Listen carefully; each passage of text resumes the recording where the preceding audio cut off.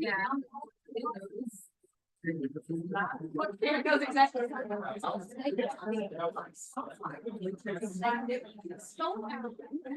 Oh wow. I mean,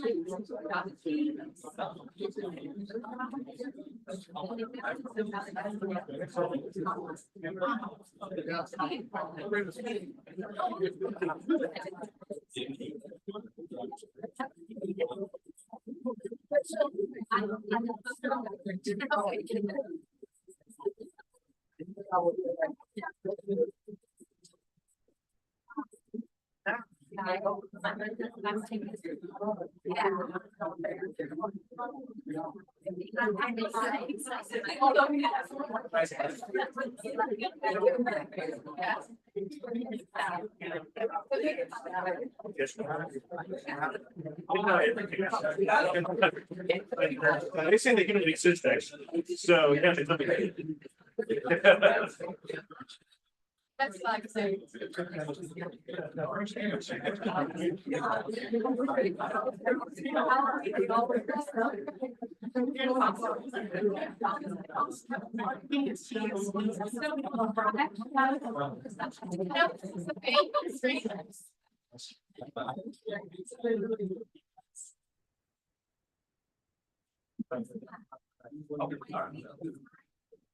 Yes. So that's I'm gonna add a video to it. It's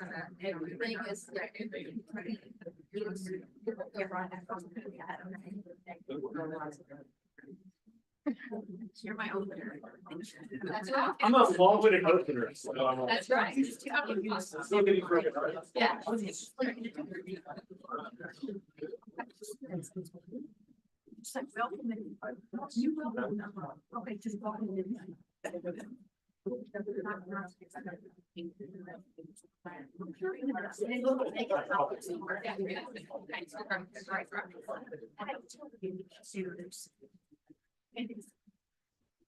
I'll try to help with them. Sorry. Okay, good afternoon and welcome to our January meeting of the KEDC Board of Directors. It's wonderful to see each of you here this afternoon. If you are like I am, those NTI days get a little lonely when you're just looking at your central office staff and you don't see kiddos every day. So it's nice to be back in a group and a crowd. We have an exciting day today. We have two distinguished guests here with us. First being Commissioner Robbie Fletcher. So welcome, Commissioner. And our second guest is Secretary of State, Mr. Michael Adams, and we're looking forward to hearing him speak with us today. Welcome. We do have a quorum in place today, so we will at this time call the meeting to order. And before that we get started, we are going to go around the room and introduce ourselves. So I will start with Mr. Tom Cochran, our chair, and have him introduce himself, and we'll go around the room. Education Development Corporation. Michael Adams, Ralph Allen, Chris Meadow, Dalton County School. He's at school. I'm from the Great End School. Danville, Bill, and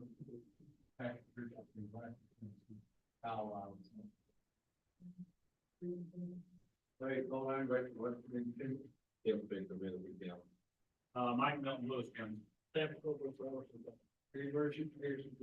Larry Bagley, Bourbon County. Billy Parker, Scott County.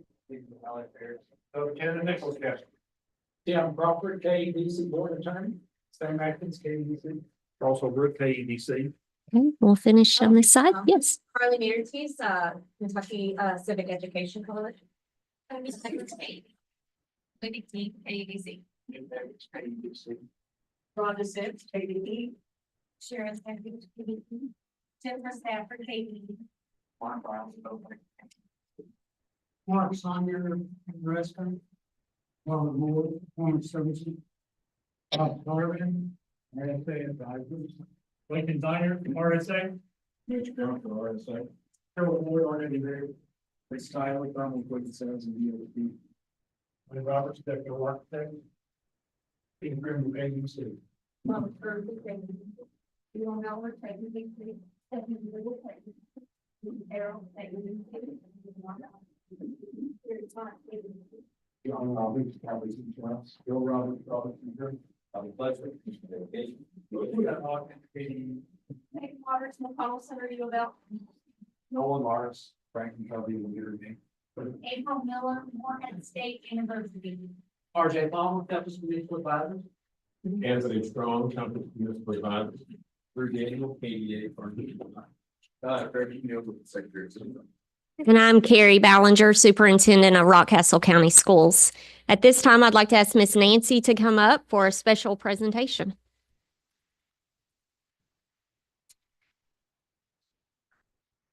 Thank you, Dr. Ballinger. First of all, we have a couple of celebrations that are not listed on our agenda. And our first one, we are so glad to see our good friend back today and celebrating with us, Dr. Holbrook. And you notice I said Dr. Holbrook. He can now operate on you, tell you anything. If you have a cold, flu, whatever. But we are very, very happy for Sanford Holbrook, and we love him. We're just glad to have you back, Sanford.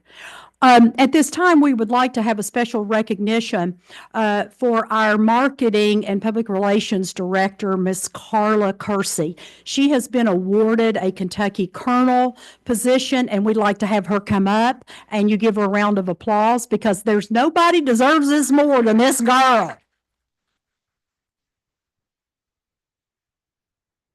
She is Miss Kentucky, so.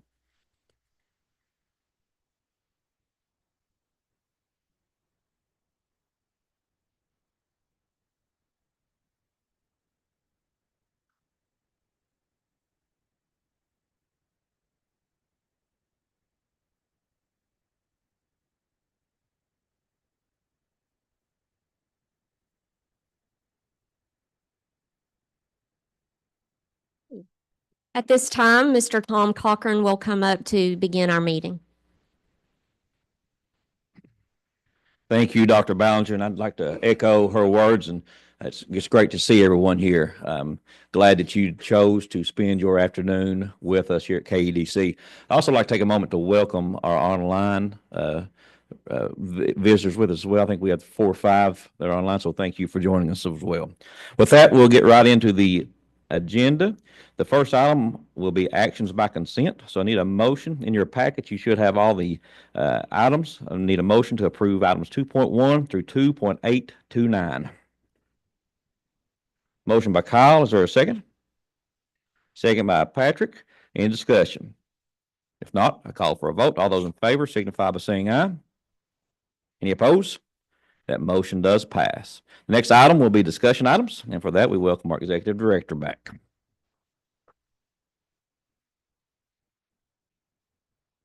Thank you. Good to be back on this snowy, cold day.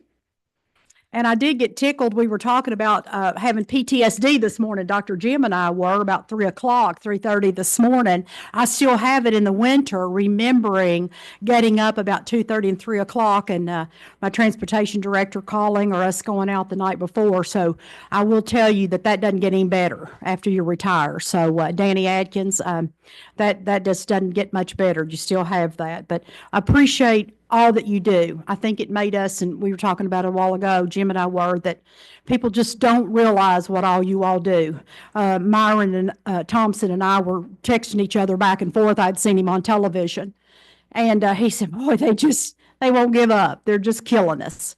And I said, you're doing the right thing. Keep that in mind and know that we all support you at KEDC and the superintendents. And that's exactly the way we feel about you all. It's about the safety first. That's the bottom line. We do have an exciting bid announcement. The Purchase Pros has posted a bid that will open January 16th. That's tomorrow. We will be seeking vendors to supply and install natural and synthetic turf fields, as well as outdoor track and sports court surfaces. That has been asked by you all for a long time. So we have finally gotten that underway and through the department and legal and all those kinds of things. So I thank Mark Rawls and Sam for working on all of that. So stay tuned as the plan to have contracts in place by February. So we're excited for your installation that you can have done this spring and summer. Town Hall, you may have already visited one through another cooperative. Ours will be on KEDC in the Ashland area on Wednesday, January 22nd from 5 to 7 p.m. at the office there out in Ironville, and we will have a community conversation with our Commissioner of Education, Dr. Robbie Fletcher, and we're looking forward to that. And if you can make that, we certainly would love to have you in Ashland on that night. Student scholarship opportunity, those are out in your folder. Thanks to Trish and her team. We're once again excited to be able to offer that scholarship. We're hoping to be able to do 2 again this year. We'll see what we get and how the money flows. And I think we are going to be able to do 2. So we're excited about that. We usually have over, hundreds of people that do, kids that apply. So please make sure you take that back to your counselors. 3.4 California wildfire relief. We are sending a check as a donation to assist with the California wildfire relief efforts. We are working with a co-op. It's a service agency. Actually, the director is on the national executive board with me, and I've been in communication with him, and he is right in that area of the Palisades, all that area, and they are, there's a lot of areas that aren't rich. And I think we're missing the boat there. A lot of people are saying, well, that's the rich. We don't care about them. They got plenty of money to rebuild. There's a lot of people that are affected, you all, that are not rich. They're poor. They're struggling. They go day to day. And a lot of these kids don't have clothes and water and some of those things. So we have, he's working with us to donate on behalf of the Kentucky Education Development Corporation $500 to that entity. Our March board meeting, be ready for that. I've already had some calls about it. The information is in your packet. Folks, those go quick. So if you want a room for that March board meeting that is in conjunction with our KHSAA boys basketball tournament, please get right on that. And the rooms are limited and they go quickly. And the other thing are our dates. Thank you.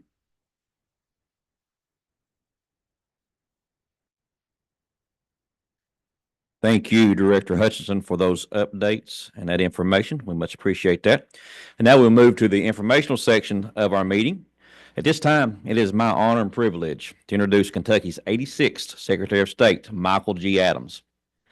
A little background: a proud graduate of McCracken County Public Schools and the first in his family to earn a bachelor's degree, Michael went on to attend Harvard Law School. His impressive career spanned service to Senator Mitch McConnell, Governor Ernie Fletcher, and the U.S. Department of Justice during the second Bush administration. In private practice, Michael built a national reputation as an election law expert, working with political committees and campaigns across all 50 states. Since taking office in 2020, Michael has been a leader in modernizing Kentucky's elections, balancing expanded voter access with strengthened election integrity. His groundbreaking reforms have earned bipartisan praise and make Kentucky a model for other states. Most recently, Michael was recognized with the prestigious John F. Kennedy Profile Courage Award for his unwavering commitment to putting public interest above politics. At this time, please join me in welcoming Secretary of State Michael G. Adams.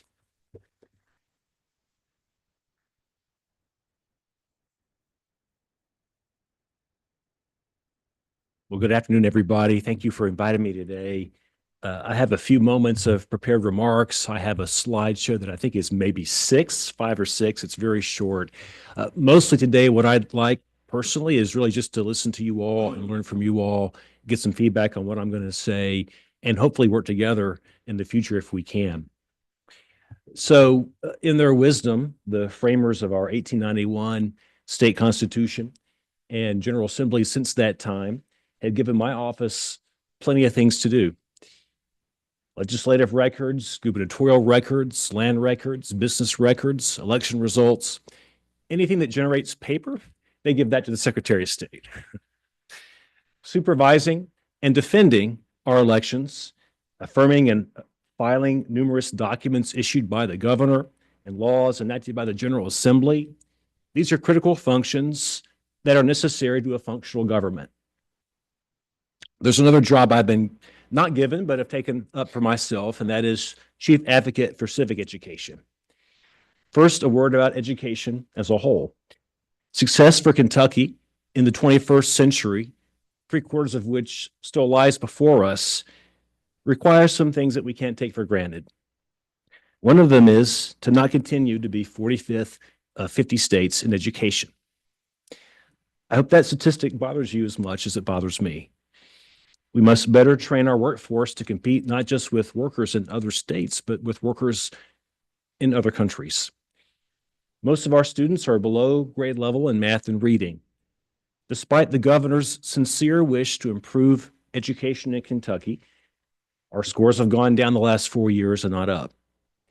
It's not just about helping our kids, as important as that is. I've seen too many businesses go under because they can't find skilled workers.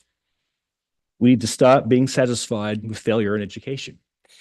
Did you know that our 4th graders are actually above the national average in science in 4th grade?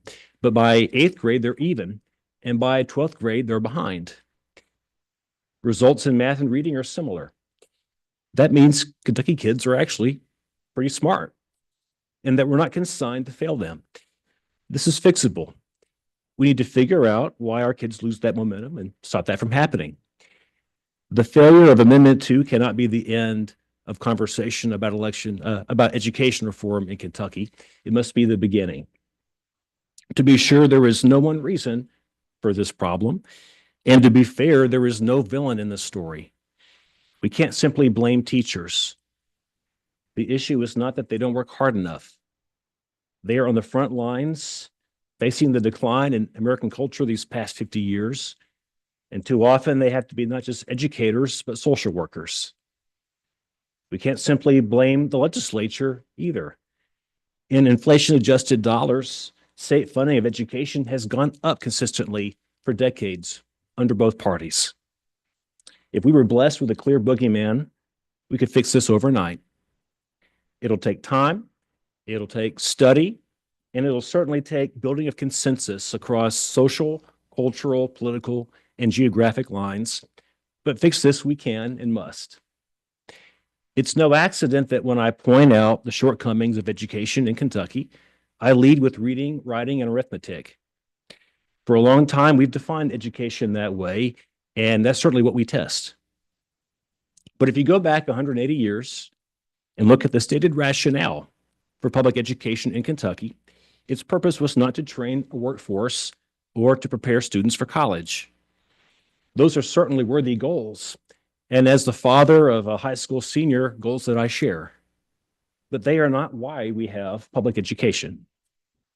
Records of our legislative and constitutional debates in the 19th century over public education show that the goal of advocates for universal education was to ensure that we have a citizenry capable of self-government.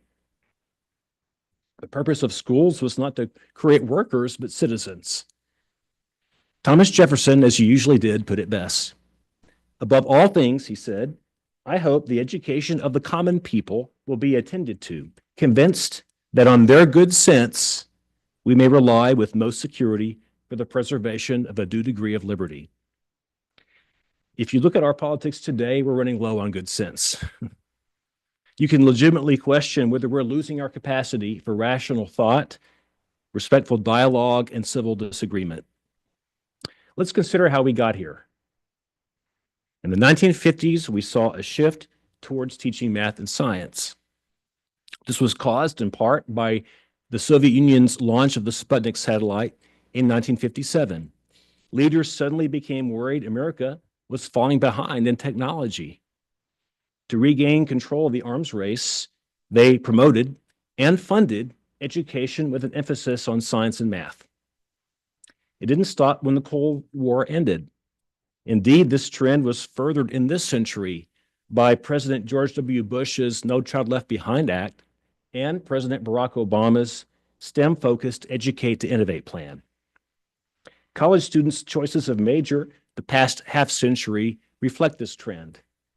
In 1971, 18% of bachelor's degrees were conferred in social sciences or history. In 2022, it was 7%. In that same time, computer science degrees rose from 0.2% of the total to 5%, and health science degrees increased from 3% to 13%. My point here is not to denigrate the natural sciences or to deny the importance of a scientifically literate population. My point is that a partially literate society is not sufficient. I spent my first term making it easy to vote and hard to cheat.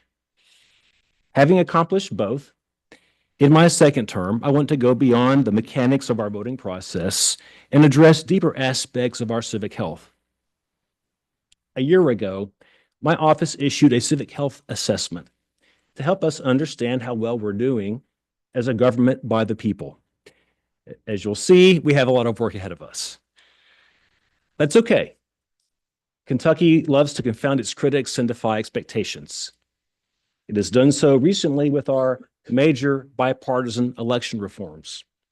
Our Commonwealth was founded by pioneers like Daniel Boone, who thought they could do it better. They could tame a rugged wilderness, and they could prosper where others could not. So in our assessment, what did we assess? I'll start with what we didn't focus on. Similar efforts in the past have keyed in on superficial indicators. To be sure, voter registration and turnout statistics are informative, but do they really tell us very much about how civically minded and prepared we are? A doctor's assessment would not consist of asking if you had a gym membership and your record of attendance. A doctor might ask you what workouts you do and for how long. Are you getting your heart rate up? Even that's not sufficient. A person's health is comprised of many factors, including diet, exercise, stress, and mental health. So we sought to measure civic health in a more comprehensive way. We looked at not just whether you're registered to vote and whether you vote, but how you vote. Not for whom you vote, but how informed you are about that choice, whether you know the role of the office being sought, and how you pursue that information. I'll start with the good news first. Relative to the rest of the country, Kentuckians seem to be more accepting of other viewpoints. Our assessment found that 75% of Kentuckians say they are friends with people who have opposing political views, and 61% think it is better for politicians to compromise than to constantly bicker. Another bright spot in the assessment was that just 19% of Kentuckians say they trust news from social media. Kentuckians overwhelmingly trust news from legitimate local news outlets, whether newspaper or print. That's the good news. Here's the bad news. When Kentuckians were surveyed on their civic knowledge, they didn't pass. Just half could name the 3 branches of government. Under half could name a single local official. That number dropped further when asked to name a legislator or constitutional officer. For some constitutional offices, just 30% of Kentucky voters could identify the office holder, despite our taking the survey in the year during elections for these offices. There are things we can do to set up future generations for success. I've asked the General Assembly to require a civics education course for all Kentucky high schools, as we are one of the few states that do not. We also need a robust civics exam for our high school graduates. The current test is woefully inadequate and a poor measurement of civic understanding. Our lawmakers need to act now to ensure our children will grow into adults capable of self-government. These two requirements are not only logical moves to set up future generations for success, but they can reap us benefits across the board. Research from Harvard and the U.S. Chamber of Commerce Foundation found that many of the skills that are required to succeed in the 21st century workforce, skills like civility and cooperation, are associated with higher levels of civic education. So there's no false choice between teaching civics to train citizens and our interest in training a workforce. With that, I'm going to quickly breeze over a couple of slides. And then in the remaining time, if you have any comments, any interest in what we're doing, any feedback, positive or negative, I'd certainly welcome that.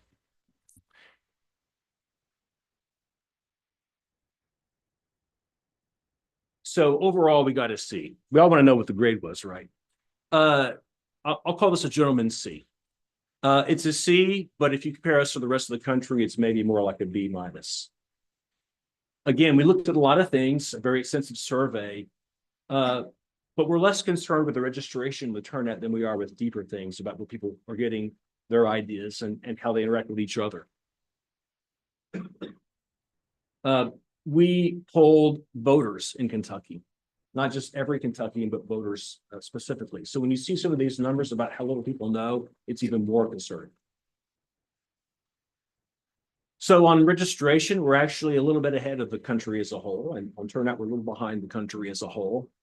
But generally, Kentuckians know more about institutions than other Americans. That's not because we know very much, it's because they know even less. So if you look at the right here, 44% can name one of their legislators who represents them.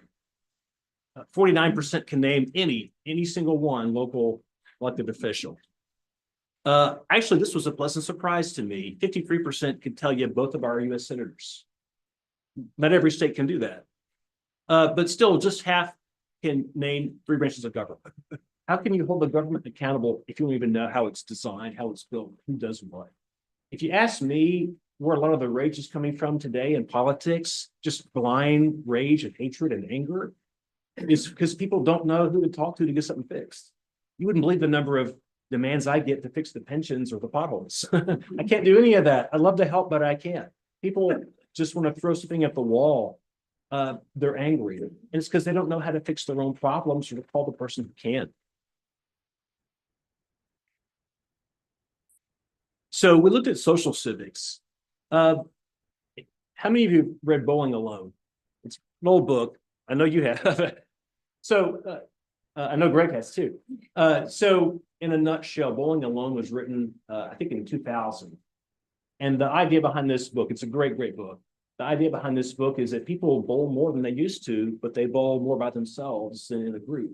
And if you join a bowling league, you meet all kinds of other people.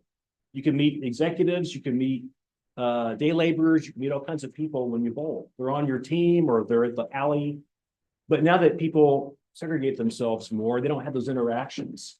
And so Frank, the local barber who's on your league, who maybe has different political opinions from you, you don't learn to humanize those opinions by having a relationship with someone outside of politics. So something that we looked at was social civics. A pretty small number of Kentuckians are mixing civics and personal relationships in the sense that they discuss public issues with their colleagues, their friends, or acquaintances to learn more about them. Again, here too, we're better off than the country as a whole. People tend to get more information, relatively speaking, from each other as Kentuckians than from other sources that may have a bias, but we still have our work to do. We did find that the more someone discusses public issues with somebody else, outside of just getting Fox News or MSNBC or TikTok, they actually are much more informed. So you might think that watching the news all the time would make you informed, but actually talking to your neighbors, talking to other people is what makes you better informed, not turning on the television. Kentuckians who formed their views from the media were the least knowledgeable. They were the most self-confident about their correctness, but they were the least knowledgeable. So if you look on the right here at the bottom, we found that 62% trust local TV news, 45% trust local newspapers, 19% trust social media. But if you look at the top there at that wheel, where people trust news and where they get news are totally different things. People trust print, but they don't read newspaper anymore. They trust local TV, but they're watching national TV, which is much different. It's just built different. It's a different model.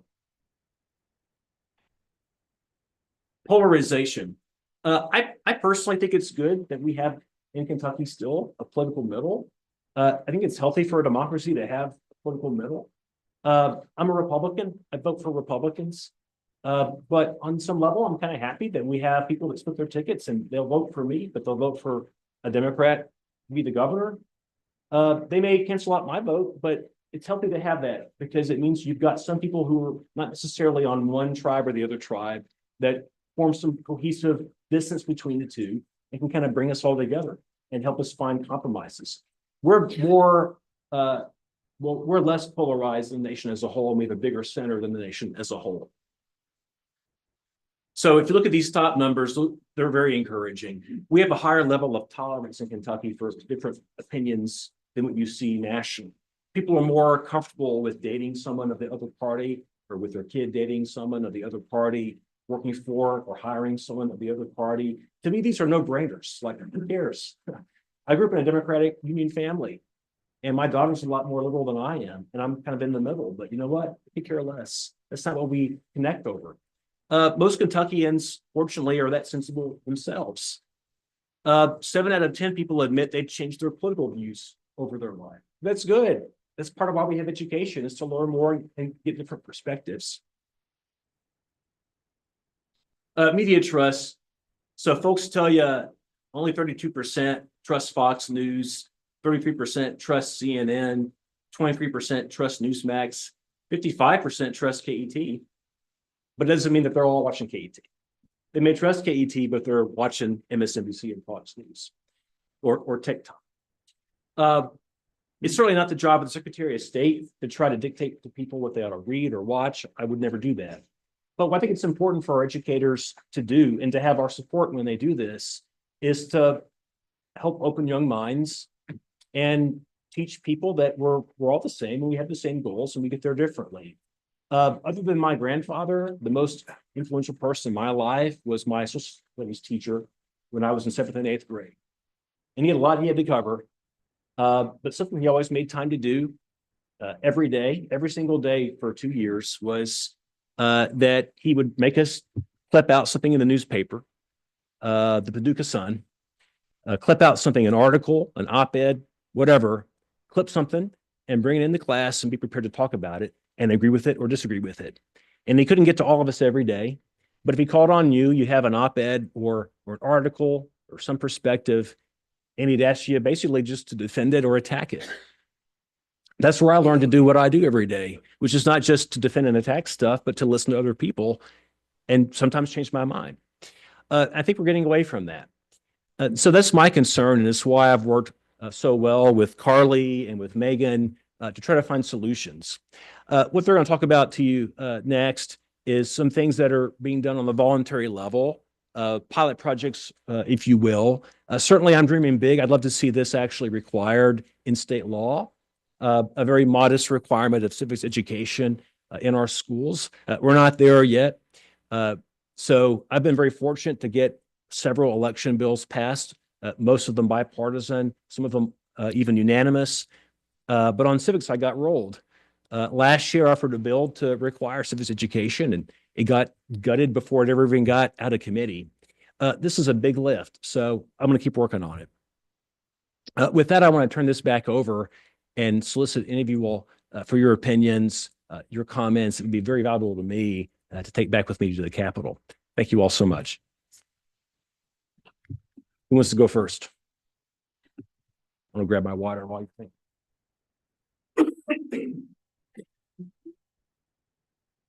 I don't think that's a bad idea. I mean, I really don't. And I can remember my grandmother used to say, my grandmother was Republican and my grandfather was Democrat, and we did it together. Spies. Nobody divorced, nobody, threw anything across the board. But I think he always said, in Kentucky, and this is, I know it's been said lots of times, we don't have a lot of division. we're a lot alike. From the west all the way to the east. And I think that just kind of constitutes it. That, you know, we don't fall out over things like that. And as I was showing Harry, that 19% of the social media, which beat up schools and those kinds of things that have something to do with a decision that's been made, there's 81% that's a silent majority at home doing what they're supposed to be doing. And they're not going to get on them and criticize your schools. So I think that's a good point.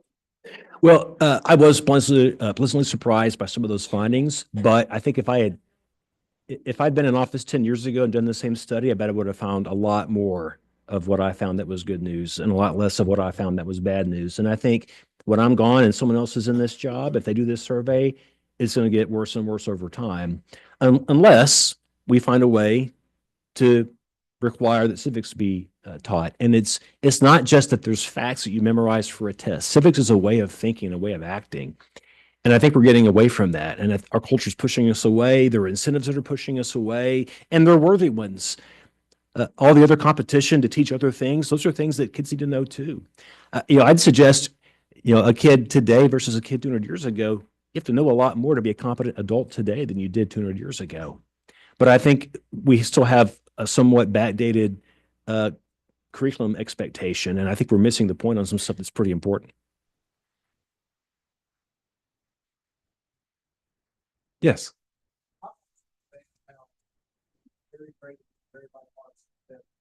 Thank you.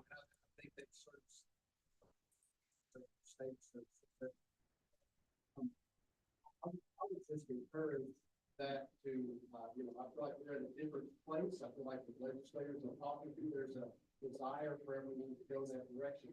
I believe that some of what we've seen, and I can speak to this personally, is reluctance from our educators, because I've had legislators talk to me in private about concerns, and I need to be concerned about my job because the teacher said something that they took it to be one way versus the other.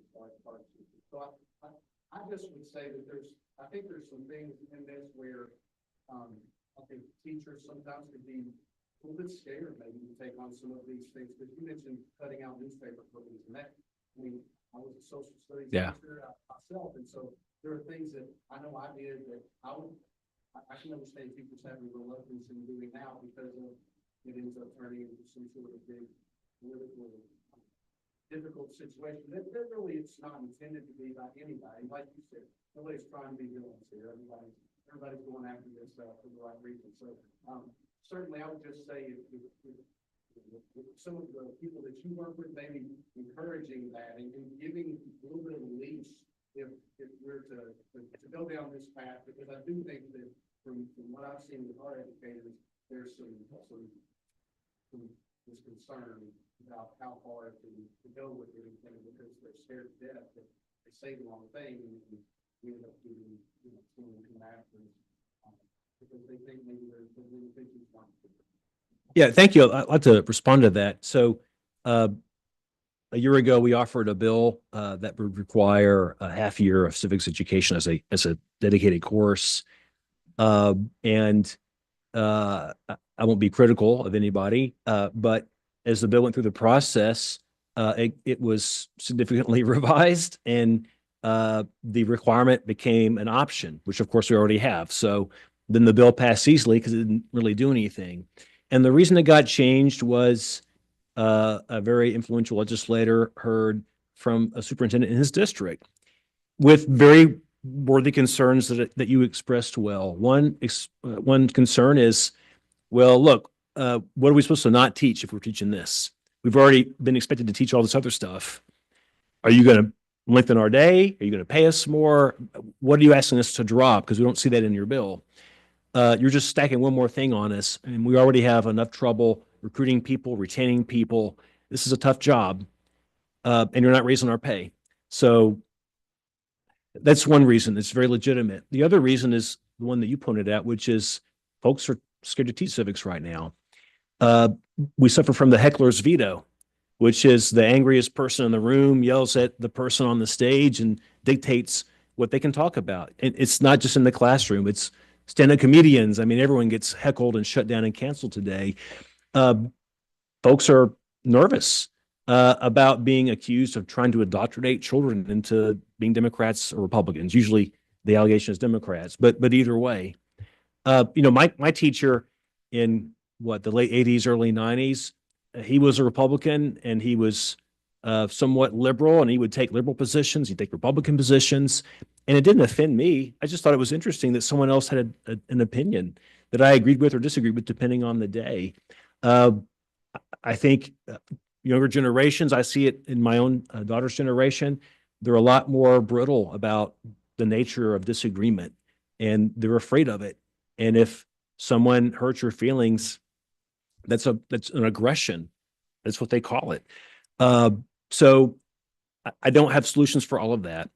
All I can offer is we have several things that we've done and that we've worked on with our partners to try to find ways to get this into a classroom setting in a voluntary way, to kind of ease it in and learn from how it's implemented, and then hopefully come back and then in time actually require it. But we certainly have a lot of work to do. Yeah.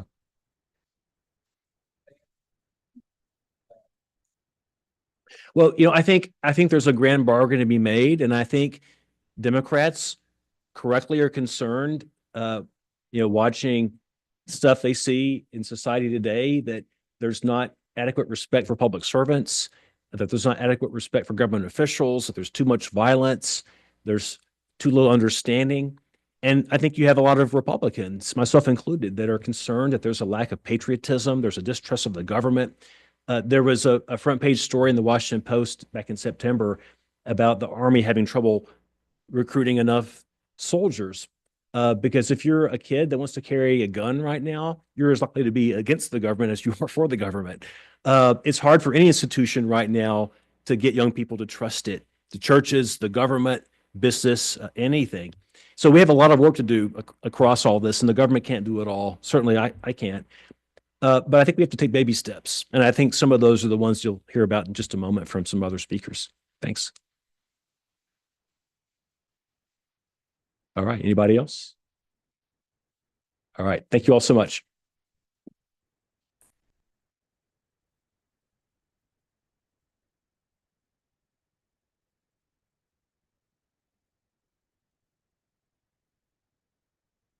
Hey, thank you so much. That was wonderful. It is my absolute wonderful honor to introduce our next speaker. I have known Miss Carly Mutertes for, it seems like, forever. She is going to be coming to us today to talk about, I guess, to tack on to everything that we've learned from Secretary Adams. She is the co-founder of Common Good, and she is also the founder and the creator of the Civic Seal. So it is my absolute honor to introduce Miss Carly Mutertes.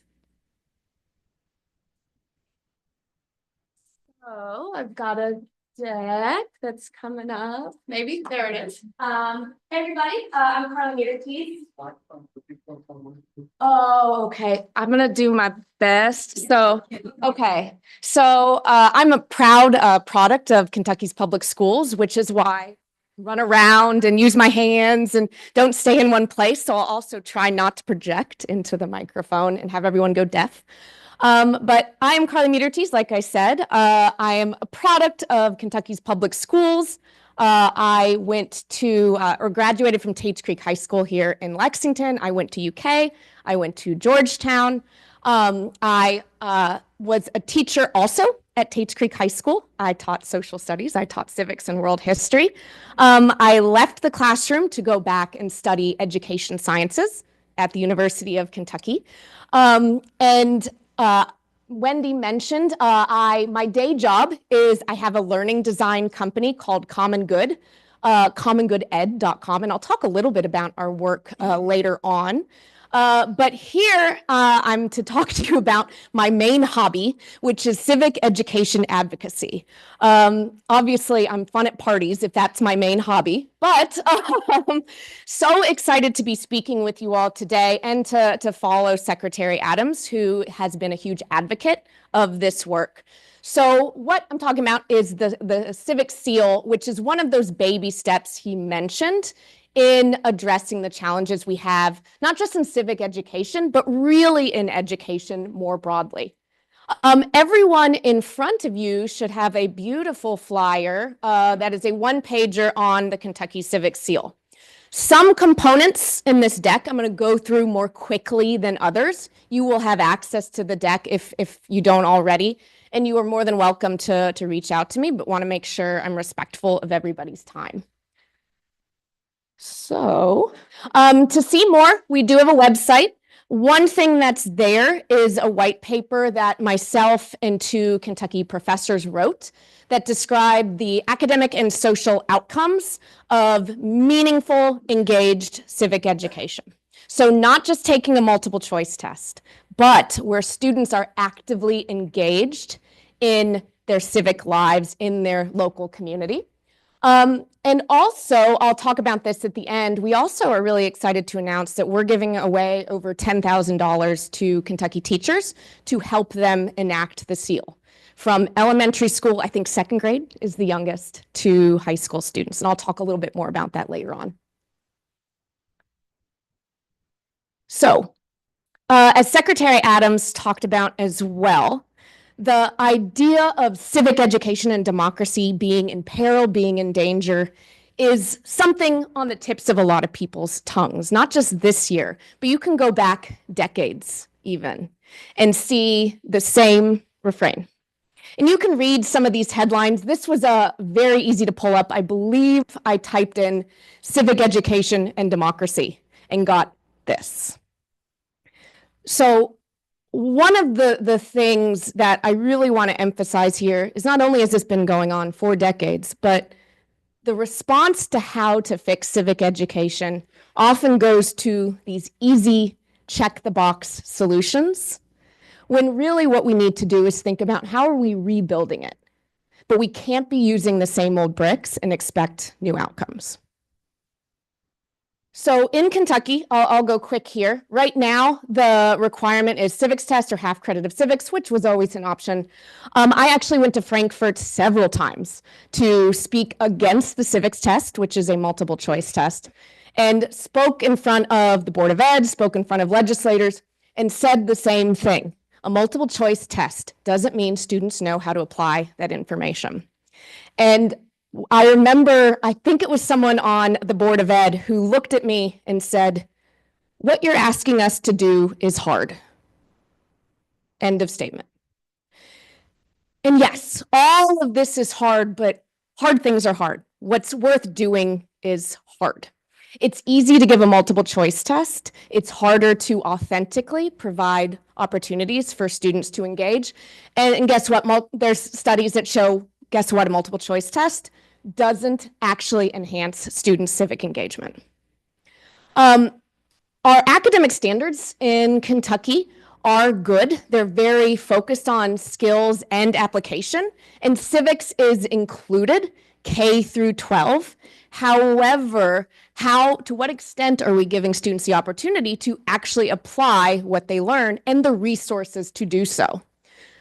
So in some, state level requirements are limited, and there are a few opportunities for students to be drivers of their civic participation. And importantly, routine opportunities are not systemic.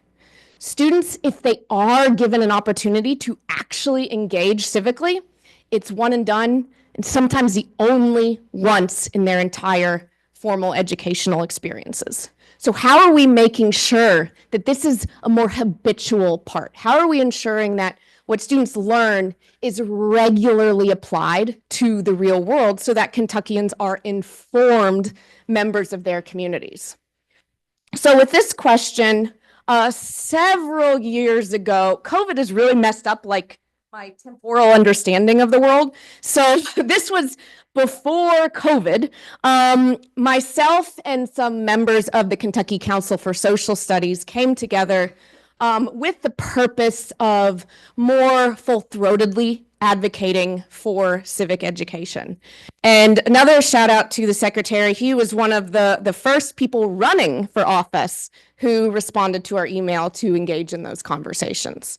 So he has been a huge advocate for this work, as well as several educators, nonprofits, museums around the state, McConnell Center as well, has been a part of this conversation. So we came together to design a civic seal, a recognition program for students who practice engaged, informed civics. So I'll talk a little bit more here later about what other states are doing, but the idea here was, again, how can we incentivize and encourage students to be informed, engaged members of their community? So you see some of the components here. Some of these was mentioned by the secretary already. But what's key is that this was never meant to be a panacea, but to start opening up and encouraging those types of dispositions in students and in schools. So what does the Civic Seal do? Here's a few key things.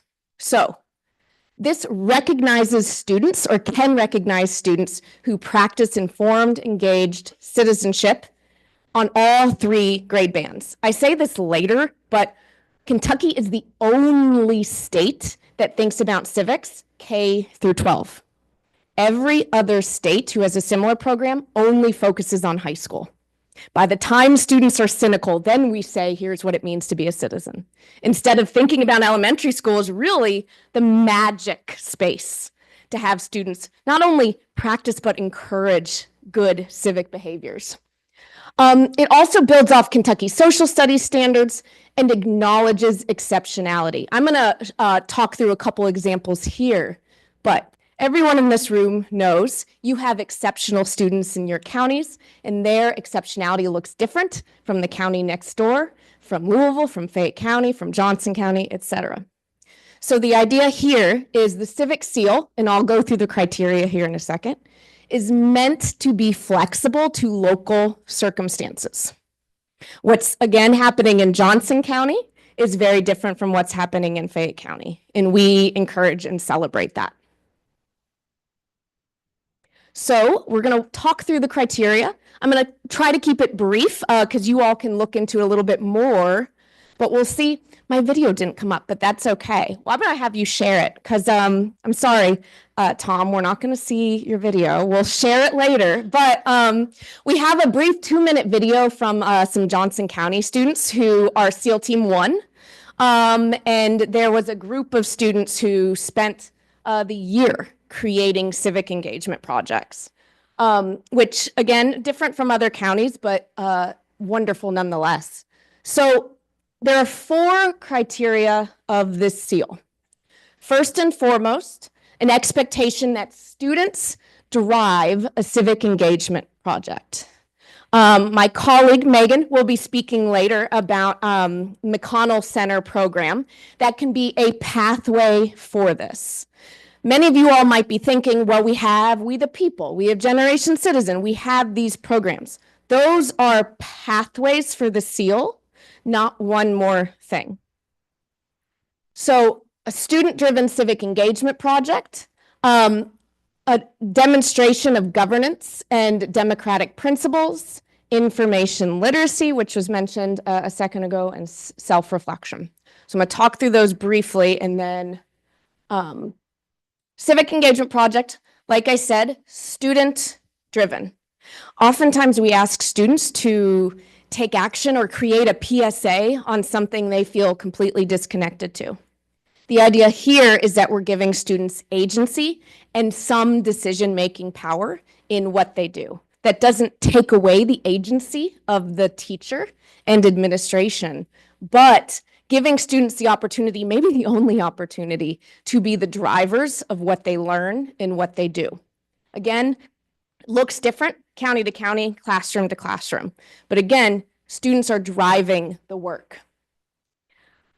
Just to give some examples, because this was a conversation that we had in Johnson County, where the teacher said, well, what if my students want to have a march on the town hall or something to that extent? Civic engagement is not just these grandiose formal actions that we necessarily think about when we look at history books. Being a good citizen has this is kind of a laundry list of different ways we might ask our students to be a citizen, from the big to the small. And one of the examples I love to give, particularly teachers who are like, oh gosh, you're wanting me to do one more thing, is a student could say their civic engagement project is to read the news and talk to their parents about it every day. And how transformational would it be if all the students in your schools were reading the news and talking about it every day? That's an engaged, informed civic act that we want to encourage. And those are the kinds of activities we hope to see with this. And this is just another example of what it could look like.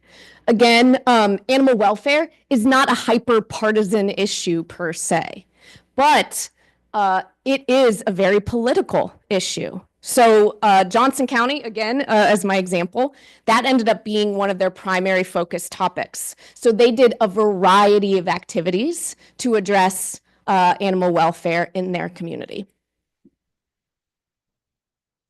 The second criteria is demonstration of knowledge of government and democratic principles. This can be through applied work in a classroom. It can be through an assessment. Again, that is determined by the district or the school. And I'm going to linger at this next one for a little bit longer. Information literacy. We are the only Civic Seal program in the country that explicitly calls out information or media literacy. However, as we all know, being able to be critical consumers of the news, being able to engage, being able to research, being able to talk about it is an incredibly important civic skill that we want to see throughout subject areas. So to earn the Civic Seal, you need to demonstrate information literacy in finding and applying reliable sources. And all of that can also be incorporated in the Civic Seal project itself. And then self-reflection is the final component. We have resources to support in this, like reflection prompts that teachers can use. But the goal here is really about building resiliency. I think the number one thing I've learned about being engaged in Frankfurt or otherwise is that you get a heck of a lot more no's than you do yeses. You get a whole lot more emails ignored than you do responses. So teaching students that, one, what you do in K-12 is not the last thing you do when it comes to civics, but also demonstrating how do you think about course correcting, how do you think about the next step so that we're building resilient, informed citizens. So those are the 4 criteria. And then I'm going to quickly say why Kentucky is better than all the other states doing similar work. So how are we similar? There's 10 other states that have civic seals. We were the first to come from a red state. And I wear that as a badge of honor because informed, engaged citizenship is not partisan. It is cross-partisan, interpartisan. It is something where we want people to come together and engage on issues, even if they come from different perspectives. So similar to other programs, Civic Engagement Project and these other components are often there. But let me go back to what makes us special. So a lot of programs in other states are very rigid and very focused on just formal political engagement. We want students to see engagement as something that is happening in their science classes, that's happening in their math, their ELA, as well as social studies. So we are flexible in that this can live in any subject area. Emphasis on information literacy, which I mentioned, we're the only one. We're the only one that is across grade bands. And we're the only one that is specifically focusing and thinking about rural communities. A lot of civic engagement programs, no shade to many of them, but they often focus on the urban centers and not on the complexity and uniqueness of their rural spaces. We wrote this program specifically to be responsive to that. I'm getting I need to wrap it up. So I'm going to do that real quick. Quickly, here's where we are. We had several schools across the state that piloted it this past year. Many more are doing it this year. At least 30 plus have indicated they're doing some project related to the Civic Seal. We're supporting with mini grants 11 of those teachers. We have elementary pre-service teachers at UK who have earned the seal and are learning how to enact it in their elementary classrooms. And then notably too, my organization, Common Good, is working with Fayette County in building 2 magnet schools specifically focused on civic engagement and student leadership at Breckenridge Elementary and Crawford Middle School. Students at those schools will all go through coursework, interdisciplinary civic coursework that will allow them to earn the seal at their commencement ceremonies for those 2 schools. So that's something, if you're interested, I'm more than happy to talk about how we're approaching school design to support civic engagement. But I am going to end it there. And here is my contact information. Seal is free. There's no costs for participating. And yeah, if you have more questions or want to talk more about what it can look like in your district, there's my contact information. I'll pass it to Tom. Yeah, sorry. No, thank you. Thank you. Let's give Carly a hand. Thank you again for being here and thank you for your passion for that. And I would encourage every superintendent, if you're interested at all, reach out to Carly. She is a pleasure to work with. So thank you again. At this time, we're going to switch our agenda just a little bit because our next speaker has a town hall meeting that he needs to get to. So at this time, it's my pleasure to introduce a man that we all know and respect. A dedicated leader, superintendent, longtime KEDC board member, and true advocate for Kentucky students, Dr. Robbie Fletcher began his role as commissioner on July 1st, 2024.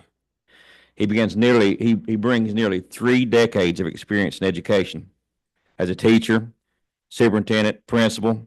So at this time, I'd like to introduce you a man who, and welcome to the floor, who is all in KY, Dr. Robbie Fletcher. Let's give him a hand, please.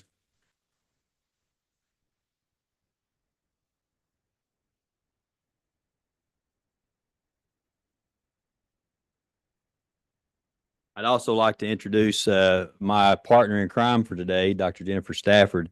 We'll be talking a little bit about vibrant learning, but folks, you just saw a great presentation on vibrant learning, what that would look like. And that's one of the things we're advocating for in local accountability is these type of vibrant learning experiences that you can have where you're engaged civically, where you're engaged with your community, where you're working together to get students involved as communicators, as collaborators. So again, with that being said, you saw a great example of what vibrant learning can look like within your district. There are many other ways too. So what we're going to talk to you about today is we do have a town hall here at 5 o'clock. So you'll be getting a little bit of a shorter version. So if you're in the Northern Kentucky Co-op, Northern NKCES, Southeast South Central, or if you're in CKEC, you've already seen this presentation, please come up and present and we'll walk. No, I'm just kidding. Just kidding. It's 4th in the week. Anthony, yes, he's got it down pat.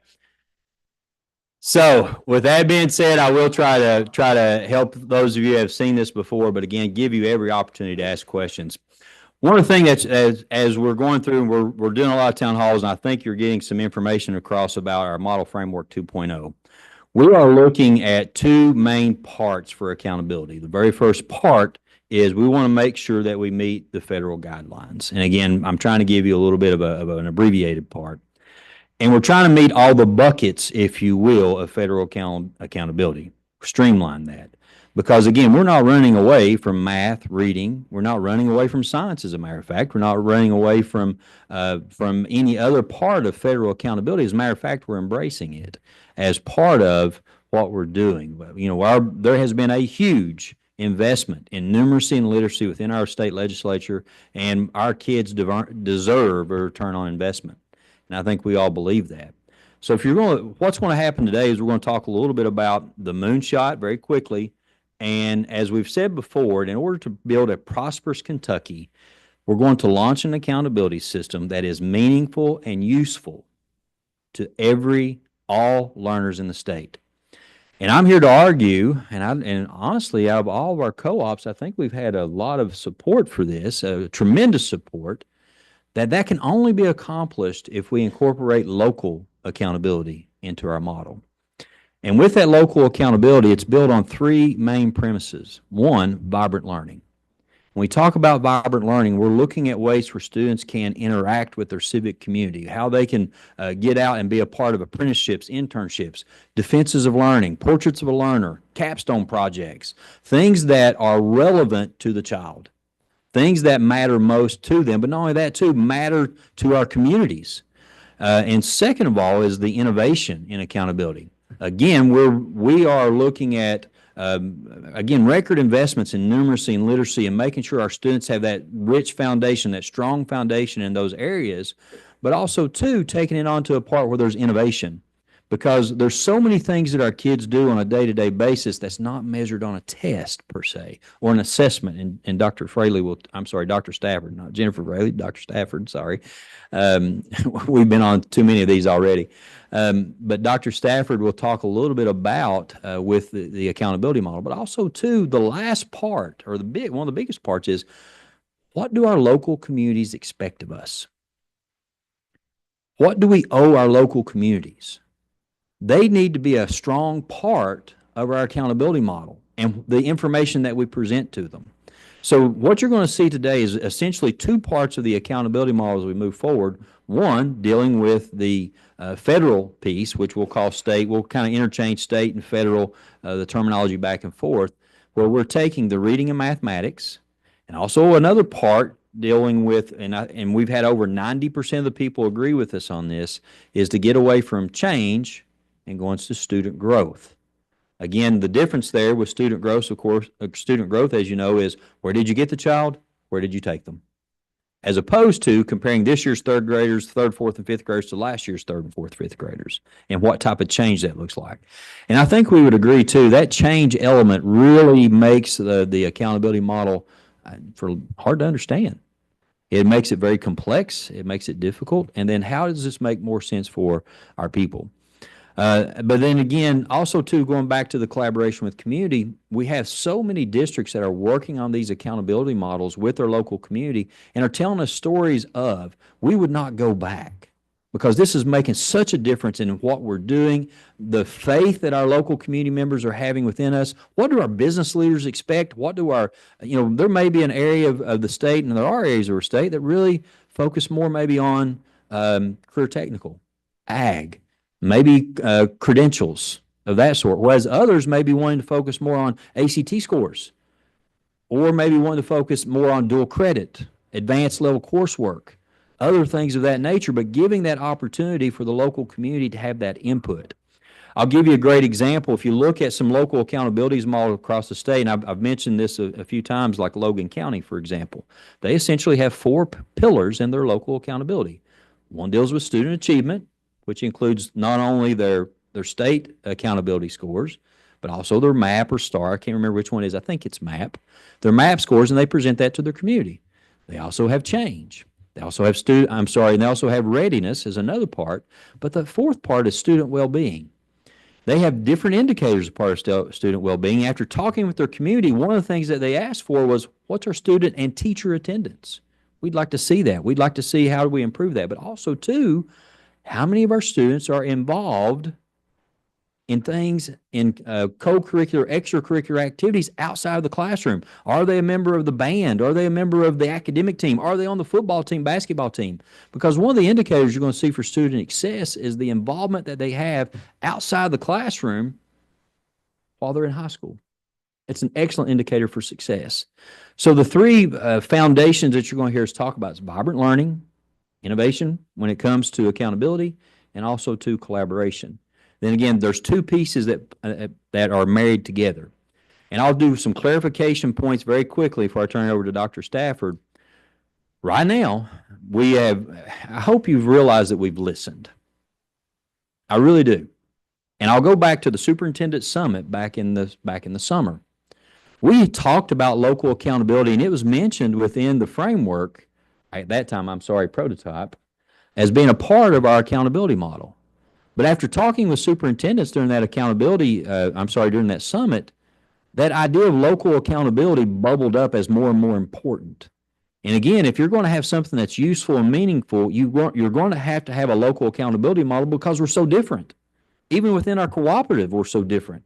What the resources that you may have in one county may not be the same in the others, but you know what? I'm going to brag on Tim. I bragged on you 2 or 3 times. So the things that Tim does with some other superintendents in his area to make sure his kids have the opportunities is great. Matt Thompson and you, I know you work together very closely to give your kids some opportunities when it comes to different experiences, whether it be working at the hospital there or other areas.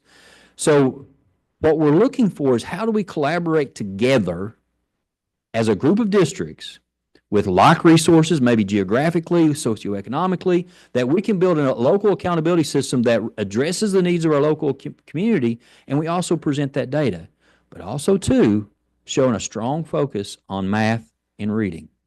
So that being said, we do not have an overall score.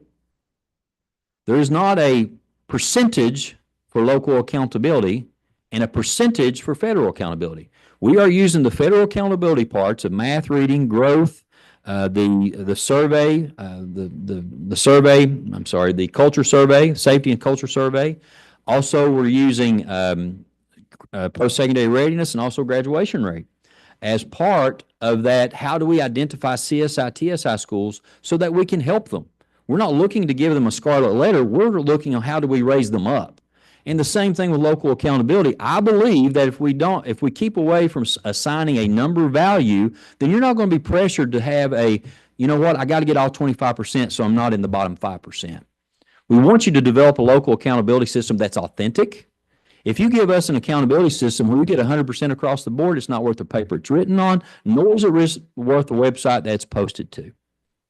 We want you to have the freedom and flexibility to develop an accountability system that your local people believe in and that you believe in and your teachers believe in and can show growth. So with that being said, we still have a responsibility to make sure that our kids are getting the foundation from that federal accountability piece, but also having those vibrant learning opportunities through local accountability. The other part that I'll talk about is in that circle, there's one area that I think that Jennifer and I have talked about this several times. I think we could have done a little bit better job on. So if you'll turn to that second page, you'll see the circle. Really, there's 2 parts to accountability. There's the federal piece that we're proposing at this point, and then there's also the local piece. If you look at that, there's some choice measures there that should be saying these are some of the requirements for local accountability is really what that should say. So if you look at, for example, we're not including social studies and writing in the federal accountability piece because it's not federally required. We're trying to streamline those federal accountability parts, but we are requiring for you, your districts, to have social studies and writing as part of your local accountability. Now, if you don't have a competency-based system, if you don't have a rich system for evaluating that, we're looking at opt-in measures. So we would give a test 3 through 10, and this is different in social studies, grades 3 through 10, that would include all of our content standards. And if you want to take that as part of your local accountability, you can. But if you have a better system that you think that would better reflect the needs of your community, you could build your own social studies and writing. What does that look like? The other part that we've had a lot of discussion on is the interim assessments. And really the vision here with the interim assessments is to give a system that is aligned with the summative assessment in math and reading that allows us to give real-time data, real-time information to the teachers, not in the fall of the next year, but in the fall of the current year. And then also too, when it's given in the winter, that you have that data back immediately so that there can be instructional change. Now, some of you are saying, okay, we have MAP, iReady, and STAR, which is perfect. Not arguing against that. But right now we're saying that we're looking at putting together a system. And one of the ideas is having those content standards, grade level content standards, wrapped around possibly an adaptability scale, adaptability assessment, much like what MAP and iReady have, so that we can give you a better adaptability score as it moves forward. Now, again, those are ideas. That's not in, let me just be upfront, that's not in 2.0. That's what we're hearing from superintendents. So I'm trying to let you know that we're listening, and that's the kind of feedback that we're getting. So with that being said, the last thing I'll say is this, is science, and again, being fully transparent, we have some work to do in science. Okay? I'm talking about we, KDE, and our Commonwealth in general. We do. With our assessment, but also with our standards, and we're actually doing some revisions this year in science. It is not required to be a part of the federal accountability piece. There's not a percentage that is required to be a part of federal accountability, but it is required that we give a science assessment and it be uniform throughout the state and that we report it. So we're going to pull it out separately and focus on science separately. And it will not be part of a ranking system, or I hate to say ranking. What I would prefer to say is identification system for those districts that need extra help, because that's how we view that. We don't view that as you're the bottom 5%. We view that as how can we help you to get where you need to be for our kids. So that science assessment, and that's where we listened. So we've had 4 prototypes and 2 frameworks. In framework 1.0, science was a part of that federal accountability piece.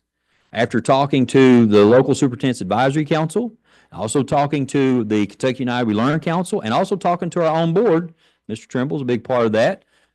We pulled out science because that's what we heard from our community members. We really need to take time and focus on that separately. So again, looking at 2 pieces with the real focus and local accountability on vibrant learning, flexibility when it comes to local accountability and how you assess, how you get that type of information, but also collaboration with your communities. The last thing is that we really strongly want to set up networks where you're working together. What's your what type of opportunities do your kids have in your community? What other counties, what other districts, whether it be an independent district or whether it be a county district, what are the similarities where you can work together to develop that local accountability model? It would make sense that maybe Scott County and Woodford County work together, but it may not make a lot of sense for maybe let's say a Lawrence County to work with Jefferson County. There's not a lot of similarities. So in order to get that meaningful and useful system, there has to be a measure of local accountability. So with that being said, I'll turn it over, and Dr. Stafford is going to give us a lot more details as we move forward. Thank you, and good afternoon, everyone. I'm going to put my phone here, and I'm not texting. I'm just going to watch the time that we have. As Commissioner Fletcher said, we're talking about assessment and accountability. And those 2 things are often related because they're interconnected, but they're 2 separate things. Assessments, if you think about assessments, those are the tests the students take. We're talking reading and math in 3 through 8. And 10, those tests of social studies that we take once per grade span, those tests. Assessments are the test. Accountability, although related to the assessments, is separate. Those are the things that the schools are reported on that demonstrate the students' performance within those schools. So those are type of indicators like post-secondary readiness and your graduation rate. So those 2 things are separate, and we're going to talk about those particularly today. And with the 2 systems that we are identifying, we're trying to utilize those systems to get to changes and enhance the opportunities the students are having. Now, we believe that there are good things happening in every school, even at the lowest performing schools, there are good things happening. And we're encouraging those to expand in those schools and to all other schools as far as vibrant learning experiences and the opportunities the students have. Now, with the local accountability system, looking at the opportunities for our schools to our communities to get together and support the schools and the students within them. So giving the engagement of our communities, our stakeholders, our faith leaders, our business communities, our chambers of commerce, bringing them into the education discussion and having them support the schools, prioritizing what the schools should focus on. Commissioner Fletcher gave a couple of examples. We've also heard examples that our communities are interested in the supports given for our students in their social emotional learning. So what happens in one school district and what they focus on and their communities prioritize can be different depending on the local priorities. So that local accountability system really provides the opportunities for our communities to support our schools in multiple ways and in different ways. Whereas if we have the state accountability system, it has to be the same. If we are going to identify the lowest percentage of schools or the lowest 5% performing, that's got to be the same for every single school in every single district. When you get that comparison, it has to be standardized. If it's local, then the local district and the local community, they prioritize and they can make the identification of what they want to hold their schools accountable for and then support them. So whereas the state accountability system for federal purposes has to be standardized, that local accountability can be very different because there's not that comparability needed within those local systems. And as far as support and feedback, we want our schools and districts to work together. We have right now local labs of learning who have engaged in this type of local accountability systems and developing their local accountability system, that they have seen the progress that it's made, the supports that it has for their schools, but who benefits are the students and the parents and then their communities. So all of them working together, then it enhances everyone's life looking at that local accountability and supporting each other. We're also talking about an external evaluator and in bringing in external evaluator on a rotating basis, looking for those best practices within our local schools and districts so that they can help support and look for exemplars that could be utilized throughout the state and also be able to connect districts that are having similar obstacles or similar challenges, that they can connect those and support each other. So it's looking for ways to enhance and increase student outcomes. And a great example of that would be, okay, let's take Secretary of State's presentation today. If we have a community that has an excellent way of having civics health, that is our civic seal, let's identify districts across the state that has that exemplary practice. Let's also identify districts that have that practice of how they collaborate with their community. Maybe there's also districts that have an excellent way of implementing their portraits for learner. Whatever that looks like, we want to make sure that we have that external evaluator, if you will, that will come in and identify those so we have that bank of resources for you. Again, I'll be honest with you, I still have, whenever I hear accreditation, I get a little nervous. I get very nervous because I start thinking about portfolios and they're calling me, asking me where I am down around the way. But I start getting nervous about portfolios and all those program reviews and all those things that we did before. When we talk about accreditation style, we're talking about this external evaluator coming in to identify exemplars so other people can come in and say, you know what? I am very similar to Rockcastle County, and I love the processes that they use to collaborate with their community. How can we work together to maybe implement some of those and not only lift up Rockcastle County, but also learn from Rockcastle County? Maybe there is a leadership program that's used in Johnson County. Without giving Nolan too much of a nod here, but the Leader in Me program, maybe there's some things that's being used there and implemented into a district that really relates back to their portrait learner. What are some exemplars with leadership programs that you're seeing? So again, that external group coming in is more about identifying exemplars so that other people have models to look to for different reasons. It's not to say, check, you have a valid system. It's not about validating your system. It's about pulling out exemplars so other people can use that as a model. Thank you. If we'll go on, then we'll go back to the second page of the 2.0 framework. Let's look particularly at how these two models, the federal system and then the local system would work together.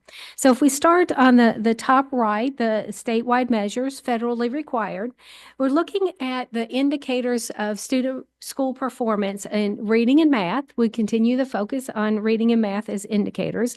The individual student growth would be reading and math, and from one year to the next. So looking at the summative assessment in, for example, third grade reading, and then the individual student growth for that student in fourth grade reading. So looking at individual student growth 3 through 8, because those are the grade levels that we test every year in reading and math. So individual student growth, there's been no discussion of changing the post-secondary readiness or transition readiness or graduation rate. We've heard very loudly that people support that fifth year graduate and their persistence toward graduation and how that enhances or impacts positively their graduation rate. So we want to honor those students, their parents, and the teachers that work toward that fifth year graduation. Our English language progress, there's no changes currently in discussion about that. Now, the climate and safety survey, it has been a point of discussion that we have listened in framework 1.0. The science assessment was in that spot as an indicator of school quality. We heard very loudly that that science assessment should, because it's not federally required, should not be part of the federal identification. What is required is the science assessment.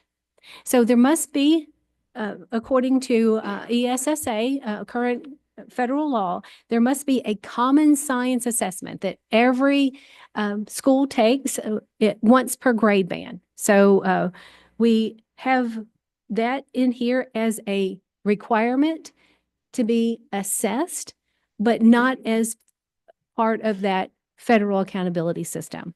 So it must be tested and reported. It could be utilized as part of your local accountability system. That would be a local priority and a local decision.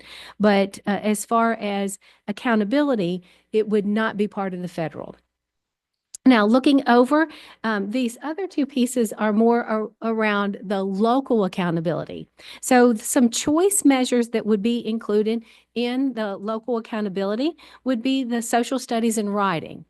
You'll notice that that is a piece that is important for a well-rounded citizenry that we heard today around the civic seal. It's important that students receive instruction and are tested in social studies and writing. We're proposing here that the assessments be offered grades 3 through 10. So it's a choice of how they are assessed, whether a state assessment is utilized or your own competency-based, authentic demonstration of learning in those content areas. Then that would be included in your local accountability system. So the choice is how you administer the test and which test that you utilize, the state or your own local. But it would be included in your local accountability system. Notice that there's a big difference there. There's opt-in portions. So if you have an assessment system that really does a great job of social studies and writing, and maybe some of you, and if you want to plug your ears for just a second, if some of you really like writing portfolios, supposed to be funny, I'm sorry. I appreciate that. But some people may want to utilize writing portfolios. Seriously, some people might. If you do, you can do that, or you can use the 3 through 10 assessments that we would have for you. So you can opt into the assessments that we have, or you have your own. We would do the same type of thing when you look at the, I'm sorry, go ahead. No. I'll let you. The vibrant learning experiences are a focal point of the local accountability system, and the Kentucky United We Learn Council came up with a menu of options that include things such as a capstone project or defenses of learning, and others. There's also a process in there where districts would come up with their own vibrant learning experiences and include that in the local accountability system. And then finally, that final bullet point there on the choice measures are the interim assessments. And that's where we've gotten a lot of feedback around those interim assessments. The way it stands right now in 2.0, the document that you have, is that the state would provide interim assessments in the fall and the winter for reading and math. And then the summative assessment then would be the third assessment that would be utilized, and that piece would only be utilized for the reading and math indicator required in the federal piece. So the interim assessments that would be developed by the state, intended to replace your own local interim assessments, whether that be MAP or iReady or STAR, that would be aligned to the Kentucky academic standards so that it would look similar to that summative assessment in the spring. Add to that. Mhm. You know, notice this is framework 2.0. Some of the discussions there is we have a lot of superintendents that are saying, you know, we would love to keep our iReady, MAP, things of that nature. So can we make that part of the interim assessments opt in? So that's something we're considering. So really the summative assessment has to be the same. What we're offering in that part would be the interim assessments that align with the summative assessment, that you could get information back very quickly as it relates to your what's going on in the classroom. But, you know, again, to show that you're listening, this is not part of 2.0, but show that we're listening. This is what we're hearing from superintendents. We'd like to keep MAP and iReady, but the problem is if we're going to, use that as part of federal, the summative has to be uniform throughout. So we can't say that one district gets to use iReady for the summative and one district gets to use MAP. It has to be the same assessment when you start looking at the federal portion. So that summative piece would be the same, and what we're right now offering is, as a matter of fact, right now it's in 2.0 for that change, but some of the things that we're hearing is we would prefer to keep our own assessments, but we would offer those interim assessments that perfectly align with the summative that would be in place of your MAP and iReady that you could opt in for. Also, I would say we would pay for that. When I say we, hopefully the state legislature will. That's what we're shooting for anyway. So that's some of the things that we're hearing from superintendents as we move forward. Thank you. And the final piece there around your local measures in the local accountability system could be connected to your portrait of a learner. So that engagement with your local communities and your local leaders, your parents and your students, having the student engagement and the community engagement to identify those priorities of that local measure for the local reporting. And again, being student-centered and moving our education systems forward. Now, the last piece is around the timing of this and how it would be implemented. We are looking for legislation in the 2026 legislative session. Now, we have heard there has been some discussion that we are a part of working toward legislation for 2025, and that is in discussion right now, but this piece is around bringing forward for consideration legislation in 2026.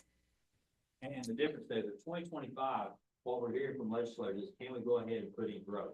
Mhm. Can we move from change to growth? So that seems to be a win for all of us as we can see fit. So we're trying to work with the legislators to come up with some type of growth system that would be a transition to a new growth system as a part of this overall system. Yes. If that makes Yeah. sense. Because if we're going to implement something quickly, we're probably going to have to fall back to Rhonda. I see you shake your head and we talked about this.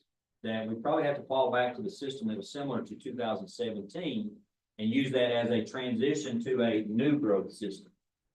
So if you guys remember, there was so that chart that we went up, it'd be something similar. So legislation for consideration in 2026 around this local accountability piece with the ability to pilot, learn from each other, build the capacity in our schools and districts before it's then expanded and taken statewide. So lots of discussion and lots of input that we are continuing to seek around each of these measures. And also that was shared with you is a technical document that gets into a little bit more detail. It was shared with superintendents this week, but also for those of you that may not have received that, on that second page, there's a QR code that takes you to more detailed information around each of those different measures. So with that, I'll turn it back over to the commissioner. So if we could take maybe 3 or 4 minutes to take some questions, and of course, any other questions that you have, I'm sure that Nancy could take those up for you after we leave, but is there a quick question we could answer for you at all? I know some of you have heard this before and you're probably pretty aware, but any question we can try to answer for you at this point?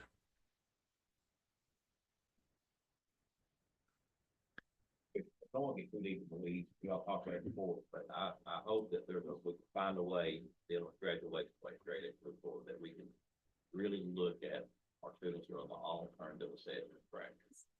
Yes. So it's not be counted as wrong. And that's something we've lobbied for at the federal level. For that's a federal requirement. To me, that's an absolute disgrace. It really is. Students are doing everything that we ask them to do and then some, but we got to count them as a dropout essentially. Yes, it does. Yes, it does. But I thoroughly agree with you on that. So those are, when you get down into the weeds, those are some other discussions that we're having of what we can control and who we can lobby with. So good point, Superintendent Cochran. Thank you for that. Hearing no other questions, please, folks, my cell phone number, you folks have it, I hope, it's 606-371-2587. I've only have one cell phone number. That's it. So if you want to text me, you're more than welcome to do so. Again, 606-371-2587. And again, I hope that you see that our focus here is we want to collaborate and we want to lift each other up. That's our role here with the local accountability model, but also meet the needs of our students and go beyond a test score for our kids. So hearing no other questions, I'll turn it back over to our chair.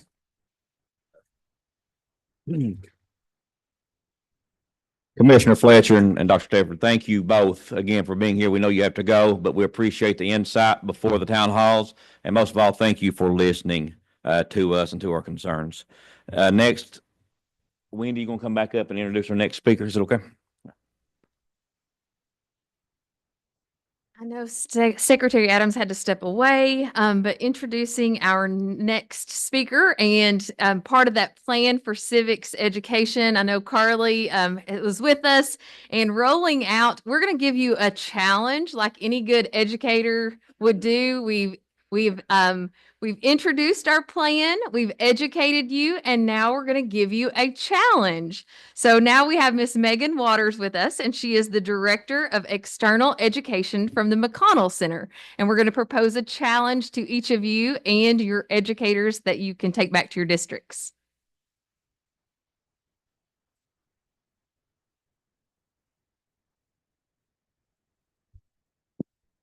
Good afternoon, everyone. As Wendy said, my name is Megan Waters, and am I the last on the agenda here, or? Commissioner across the way, and those superintendents belong to that. Understood. Yeah. Understood. Am I the last on the agenda?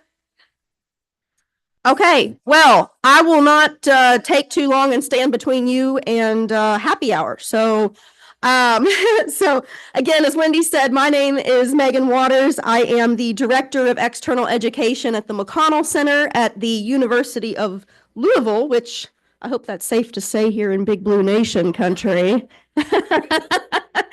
I am a Kentuckian myself, Northern Kentuckian by birth, proud product of the Diocese of Covington schools up there. So In my role as Director of External Education at the McConnell Center, I manage all of the center's civic education programs. We have several initiatives that we undertake. We mainly focus on, just because of the nature of our programming, we mainly focus on high school students, but we're trying to expand that and also expand to middle and elementary as well. We have resources for teachers. We actually have a teacher scholars program at the McConnell Center that I run. I have more information about, but today I want to talk to you about a new challenge that Wendy mentioned for civic education. You have a handout in your items there, but let me get into that. So, as we've heard, practicing healthy, active citizenship is a challenge. It is a hard thing to do, but it's a challenge we each must accept to ensure the survival of our republic.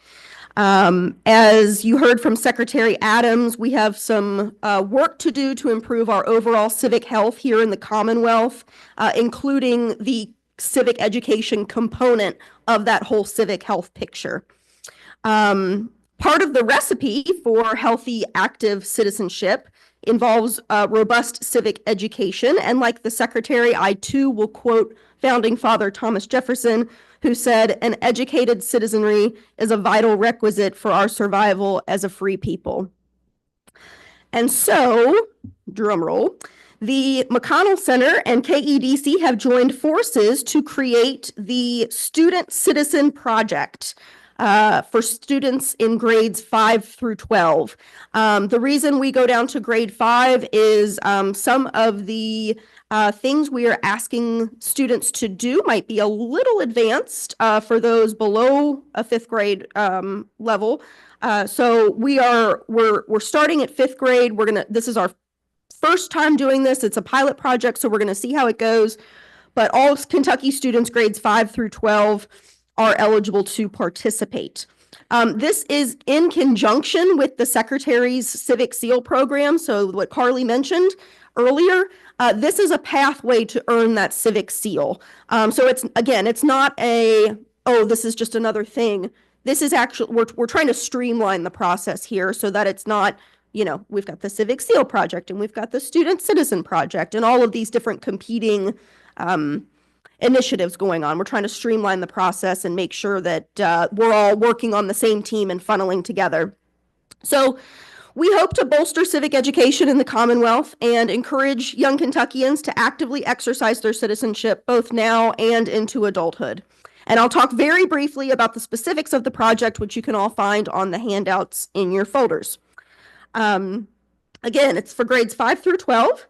And the idea is that students will form groups no larger than 4 and be sponsored by a teacher in their school.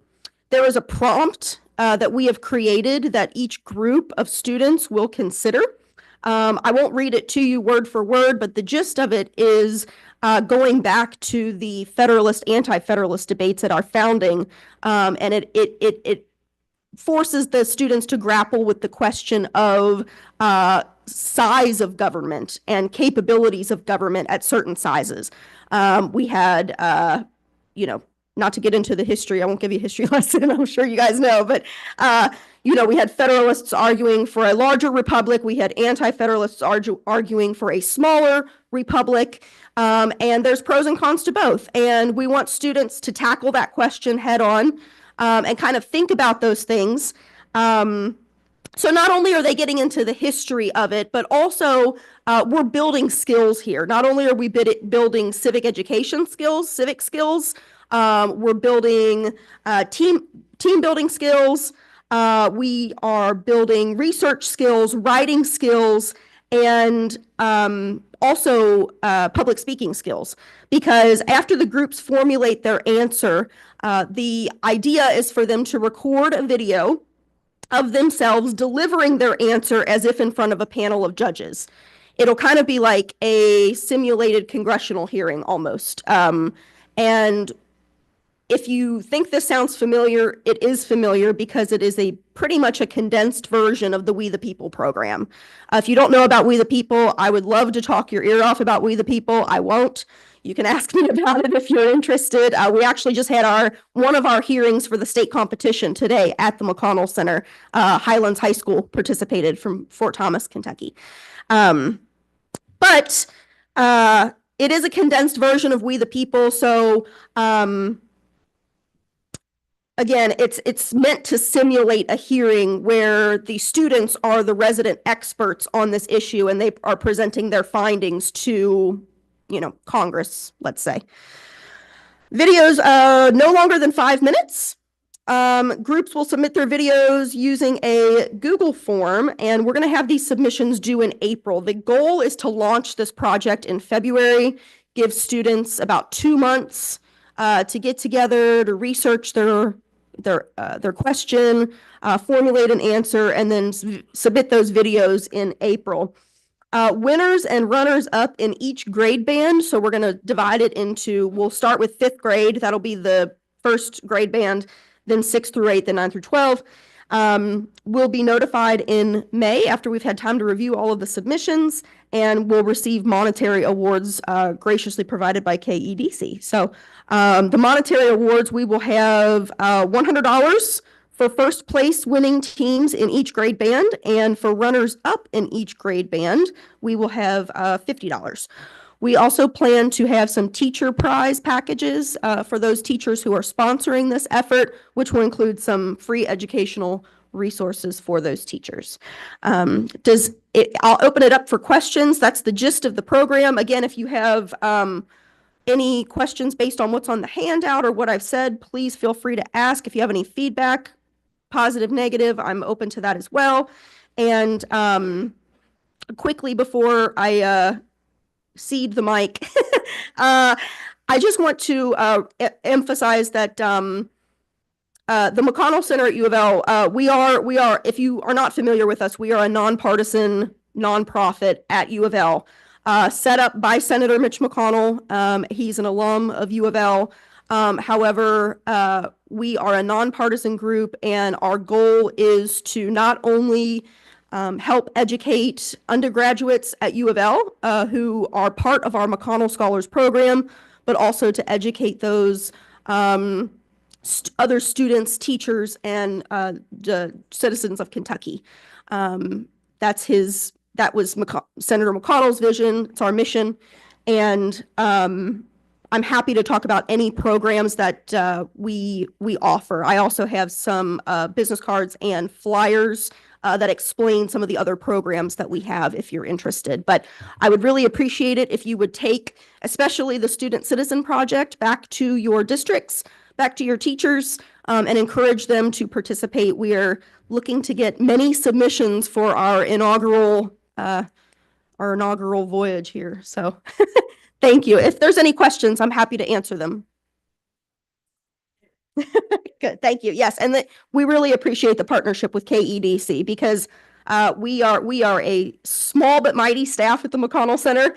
So anytime we can collaborate with others is a win. It's a good day. So yes, shout out to Wendy King, who was my partner in crime on this little brainchild here. So.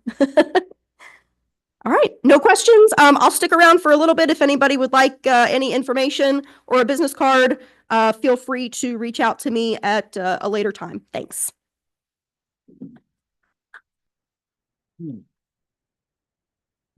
Thanks again, Megan, for being here with us with that important announcement and wonderful opportunity.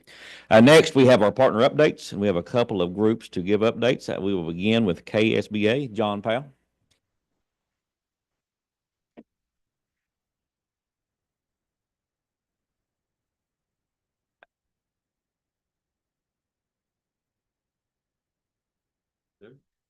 Thank you all for having me. I applaud everybody wearing a suit today. It's too cold to be wearing a suit. So we're sort of focused on 2 things right now. One is our annual conference coming up February 21st, 22nd, 23rd at the Galt House. Probably see some of you guys there. And the second thing, of course, is the session. We're tracking, I think, 60 or so bills at this point. And so we just want to, continue to work with you guys, and you all work with your board members, and everybody talk to their legislators. And I think at least everybody in this room is probably 98 to 99% on the same page as we are. So, anyway, that's it. Thanks. Thanks, John. Thanks, John. And to piggyback off the KSBA, also want to remind our superintendents, Dr. Flynn's not here today, but we are having the KASS breakfast on that Saturday, February the 22nd. So hopefully you can attend that. Up next with KASA, we have Bob Rowland.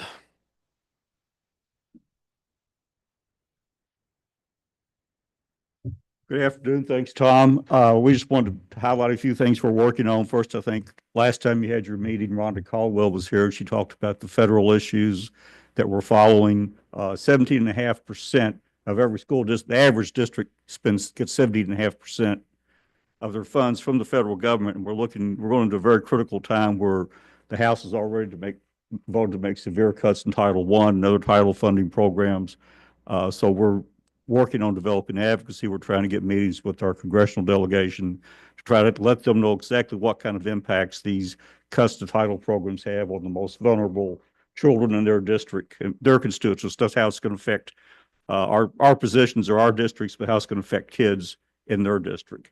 The next thing that we're working on that I think you've heard from us on is this fund balance issue. We are seeing in the LRC's produced school district profiles that your fund balancings have been ticking up. I was working with a superintendent earlier this morning who's vying for trying to get some funding for a school project. But we looked at his fund balance, and in 2013 it was 6%. The next year it was 8%. Last 2 years ago it was 24%. Last year was 36%.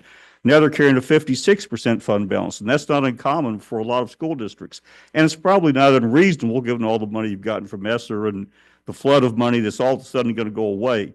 But legislators don't understand this. They want to know why your fund balances are so high. So to the extent that we can get, you can put together a rational explanation of why you have such a high fund balance, I think that's useful to you. It's useful to KSA as we lobby.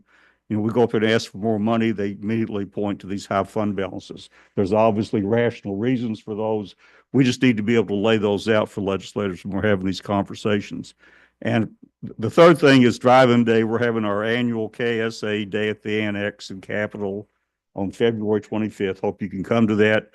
And again, just be prepared when you're talking to your legislator. They're going to want to know about these increases in fund balances in your account. And then the last thing that we're following is an event that just kicked off yesterday, and that was the Kentucky Student Voice Team lawsuit that essentially is suing the state to restore the Rose decision principles. And what we want to be very clear about this as it lays out in the lawsuit, 182-page lawsuit, as it lays out in the overview of the lawsuit they've produced, as it lays out in the talking points. This is not directed at schools, school leadership, or superintendents. In fact, they go out of their way to say the reason why we're bringing this lawsuit is because our schools have not been given the resources they need to meet the mandates of the Rose decision. Now, we know that the way people spend things, legislators, those may very well try to point the finger at you, but we're going to try to do a very good job of making sure you have the information and what's going on about this lawsuit, know what it's directed at and who it's directed at. We're not going to be, we're probably not going to file an amicus brief. We're not going to be a cheerleader for it because after the vote on Amendment 2, it doesn't take much to trigger them. This is going to be another thing to trigger legislators. So we're trying to be very careful about that, but we do want to keep you informed. We'll have information on our website to keep you informed of exactly what this is doing and the developments in it. It could be a huge thing. It could be nothing. You never, when you file a lawsuit, you never know, but this is a very well-funded lawsuit. They have backing from Harvard Law School, Columbia Law School, retained a Louisville law firm to represent them on this. They do have a lot of money, so they're going to make a run at this, and we'll see how it turns out. So that's what KS is working on, and I appreciate your time. Any questions for me, I'd be happy to answer them. Thanks, sir. Appreciate it. And I believe we have no university partner updates today. So with that, the next item will be superintendent concerns. Any concerns not already discussed today? Okay, if all hearts and minds are clear, we will give away the door prizes. What we have here, okay, here we go, little gift card, there's your winner. From Powell County, Sarah Wasson. There you go, Miss Sarah. Congratulations, Sarah. You did. Good to be present to win. Yes. All right. You know, Larry Joe Begley not here, is he? Tell him, make sure to tell him he won. All right, McGoffin County, Chris Meadows. All right. And one more, and that's the KEDC basket. It looks like a good gift to the spouse, doesn't it? Billy Parker is not here. He just left CKEC, Town Hall.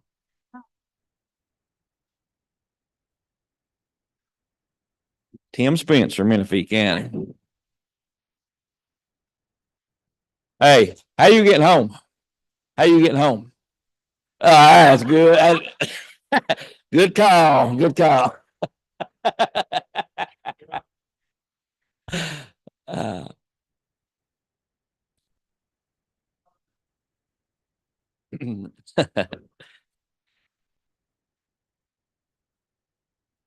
right. If nothing else, I do want to thank everyone for their presence and participation today, and encourage you to get those turnaround spots cleaned up and get the children back in the schoolhouse. With that, I need a motion for adjournment. Mr.